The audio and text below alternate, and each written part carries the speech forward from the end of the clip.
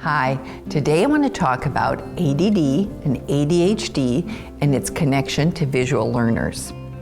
You know, if you have a visual learner, when they're at home, you see this child who is bright, dynamic, exciting. You know, they're so curious, they're creative, and you know, you kind of love the way their mind works. They're so lively, fun, and just, again, curious about everything.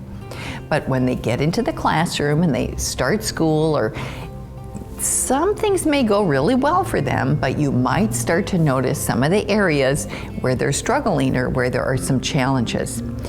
Often you may hear, is your child ADD or do they have ADHD?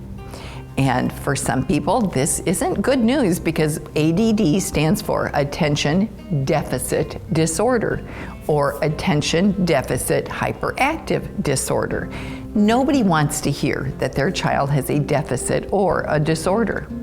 So the good news is that so many of the traits that would describe someone who has ADD are the exact same traits that describe visual learners.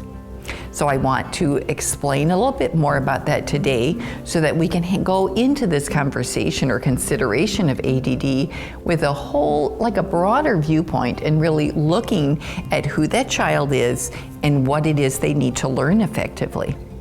So ADD. You know, kids who are thought to be considered ADD have a hard time sitting still, they have a hard time focusing, they have a hard time with organization. You know, things are happening in the classroom and their mind may be racing. They're kind of just really having a hard time staying on task and doing the work that needs to be done. You know, sometimes people will say, you know, I think that child's got so much going on in their head, but they just can't pull it together to do what they need to do right now in a timely manner.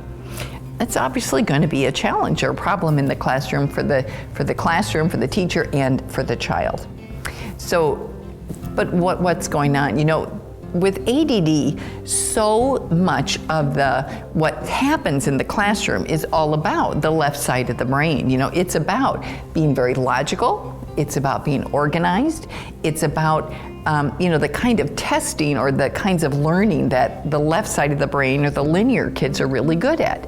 And interesting enough, the majority of kids are diagnosed with ADD when they're 7 years old. And that aligns with that second grade. So kids have gone through first grade, they're kind of getting used to things, it's a different kind of learning. But by second grade, things have gotten a little more serious. You know, there's more writing to do, there's more reading to do, there's different kinds of math, and we're working into some higher level, and you know, time periods for concentration are a little bit longer. So the notice or the thought about ADD or being distractible is showing up a lot more. So again, this is the time most kids are recognized or considered for ADD diagnosis. Now, there is a significant parallel to the increase in testing and the increase in this kind of instruction and the rise of ADD, you know, over the past 20, 30 years. So there's definitely something here in the way we're teaching and kind of the classroom setup and expectations for these visual kids. So I want to back up a little bit and talk about the visual learner and why isn't it working, what's happening in the classroom. You know, our brains we are wired with two sides of the brain, everybody. So we have a left, we have a right. And both sides of the brain operate very differently because when we use them together, we are whole, we're balanced. The left side of our brain is that linear thinking, logical. I can memorize well, I can sit still, I can listen, I like reading, writing, those kinds of tasks. School works great for left brain thinkers. And standardized testing is testing the abilities of the left side of our brain. Now, the right side of our brain is about, visual kids are right brain thinkers they think in pictures, they think all at once, they have they do. They have all their file folders open all the time. There's a party going on in the right side of the brain. And so absolutely they have a hard time kind of reeling that in and sitting still and staying focused on the task at hand. It's a very real dilemma for them and for the classroom. So what are we going to do about it? So first off, you do need to examine, is it about ADD or ADHD? You know, are they active or do they have these kinds of problems always? Or is it strictly about the classroom? And is it about certain subjects in the classroom? And that kind of helps kind of narrow down where that's about. But when it is a visual learner, and even for if it is ADD, let's talk about some areas that we can kind of focus on to help the kids. Now, one of those, see the positives. When you hear ADD or ADHD, even when you hear visual learner, for some people that's like, again, that deficit disorder, there's something wrong with my child. There is nothing wrong with your child. They're great. They're just perfect the way they are. Yes, we have to help them learn to focus, but being a visual thinker is an enormous gift. There is brilliance that's possible in the right side of our mind. It's the place of creativity. It's the place of genius. You know, some of our most brilliant thinkers of all time are right brain thinkers. So yeah, we got to teach them how to organize something and how to get focused, but it's a good thing to be a right brain thinker, to be creative, to have ideas, you know, to see the big picture, to see conceptually. This is good. So value your kid, know it's good, know they're great. So what are we going to do? We need to help them learn to manage their active mind. You know, there is a party going on in the right side of their mind, and it's really active. It's kind of noisy in there, and there's good to that, but they have to know how to tune it out, how to focus, how to quiet down, and that comes with some training. So you want to do things at home where you're very intentional about turning things off and having quiet. So you could have them listen to a book on tape when they go to bed. There's times without the computer or without any video games. There could also be time spent in some really quiet, time spent doing Legos, time spent drawing, time spent doing other kinds of creative, quiet activities. So please be intentional about quiet. Now, third, we need to help our visual people create order in their mind. And the best way to do that is to create order externally. The more orderly their environment, the more routines you give them, the better they, you know, when they have external order and they experience order, it also helps that order become internal. So in your house, there's a place for the backpack goes every day. There's a place for the shoes. Their coat has its own hook.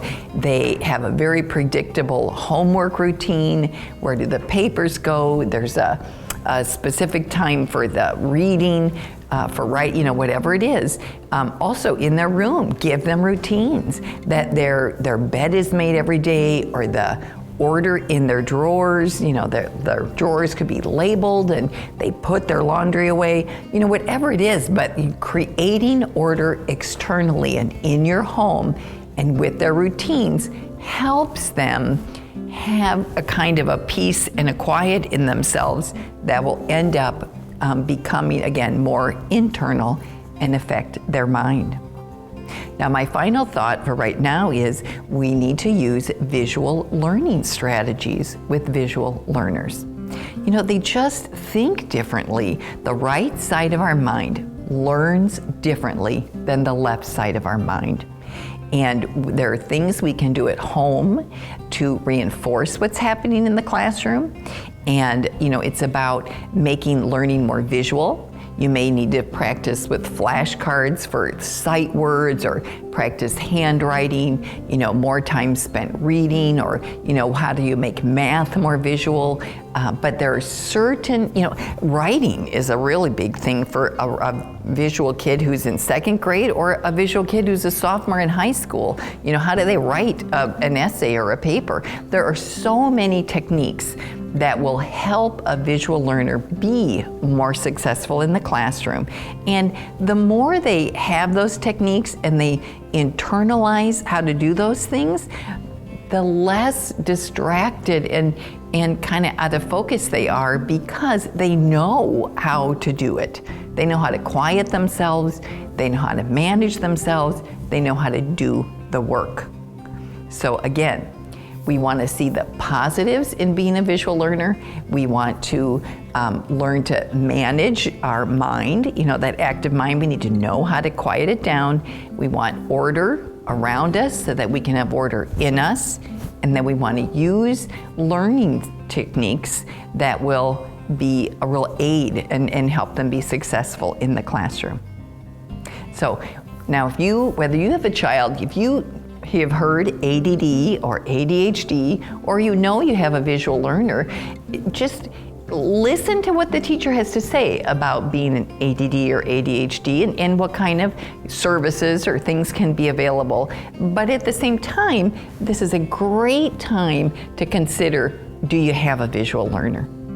And if you have a visual learner, wow, you can change their life by understanding that, by understanding them, and implementing things that are gonna just make such a shift in them, that would value themselves, that can be successful, and they're gonna feel so good about themselves.